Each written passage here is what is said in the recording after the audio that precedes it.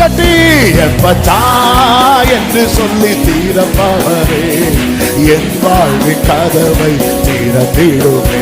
எப்பத்தா ஆமென் ஆமென். செங்கடலானாலும் யோர்தானானாலும் உம்மை கண்டாலுடன் விலகும். எரிகோவானாலும் பர்வதமானாலும் முன்னே தகர்ந்து விழும். சத்தமாய் செங்கடலானாலும் glory glory.